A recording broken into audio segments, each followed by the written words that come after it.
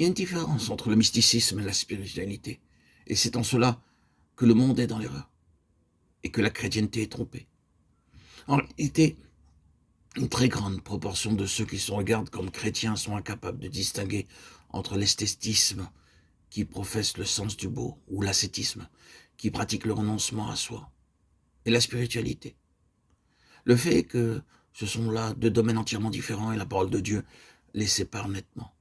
Elle atteint jusqu'à la division de l'âme et de l'esprit, des jointures et des moelles. Hébreux 4,12. Lorsque nous parlons de Caïn et de la voix de Caïn, Jude 11, nous avons l'habitude de nous rappeler immédiatement son acte de meurtre, issu de la jalousie et de la méchanceté. Nous nous souvenons de son attitude maussade, querelleuse, pétulante, susceptible ou même insolente à l'égard de Dieu. Mais il y a un autre point que nous ne devons pas négliger. Il nous faut être juste à l'égard de Caïn pour bien saisir toute la situation. Caïn n'ignorait pas Dieu, il n'excluait pas Dieu. Il n'était pas dans le sens habituel du mot athée. Il reconnaissait Dieu. Ensuite, il construisit un autel à Dieu. Bien plus, il choisit certainement les produits les meilleurs de son dur labeur comme étant dignes de Dieu. Et il les lui apporta. Il avait en cela un acte pieux. Dans la religion, Caïn adora avec tout son sens de l'esthétique et Caïn tua son frère. Les Juifs ont fait la même chose au jour de Christ. La chrétienté est grandement constituée par ce même sens. Son architecture, ses rites, sa musique, ses ornements, ses effets de lumière ou d'ombre, ses notes, son atmosphère, ses vêtements et ainsi de suite. Tout cela vient de l'âme.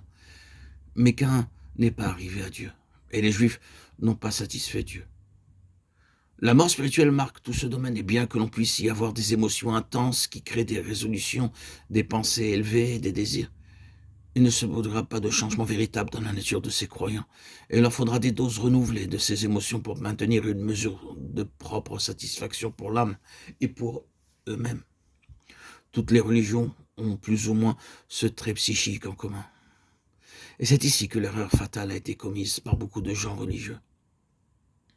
Ils pensent qu'on ne doit pas toucher aux autres religions dans lesquelles les adeptes sont certainement dévoués et sincères, et qu'il faut reconnaître et accepter ce qu'il y a de bon en elles. Cela, c'est confondre la religion avec ce que la Bible appelle être spirituel. La religion peut s'élever à des hauteurs très grandes et sombrer dans de terribles profondeurs. C'est la même chose qui peut avoir ces deux aspects. Mais cette chose ne saurait jamais s'élever au-dessus du niveau humain. Elle n'arrive jamais réellement à Dieu.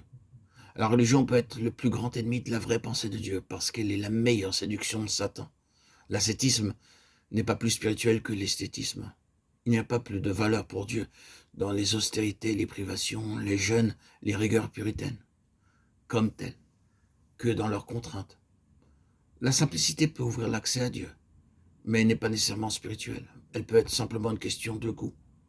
Combien les pensées, les aspirations les plus sublimes peuvent souvent accompagner dans la poésie, la musique et l'art, la dégénération et la débauche morale.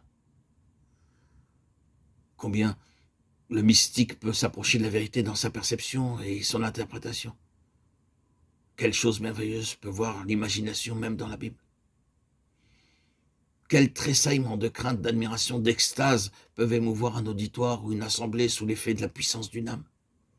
Et il est possible que tout cela ne soit qu'un monde faux, sans résultat divin ou éternel.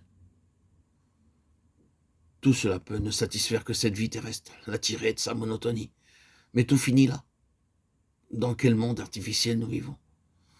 Nous voyons alors que la musique se répand, que les éléments romantiques sont en évidence, que les vêtements et les brillants et les personnalités humaines paradent.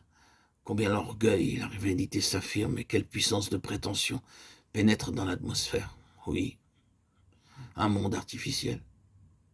Nous y avons été et nous connaissons les réactions qui viennent ensuite. Combien tout est vide, combien tout est vain, un fruit de la mer morte. La tragédie dans ce mélodrame, c'est que c'est la vie véritable pour beaucoup. Ce monde de l'âme, c'est une imitation du diable. Tout y est faux. Où que nous le trouvions, associé à la religion ou ailleurs.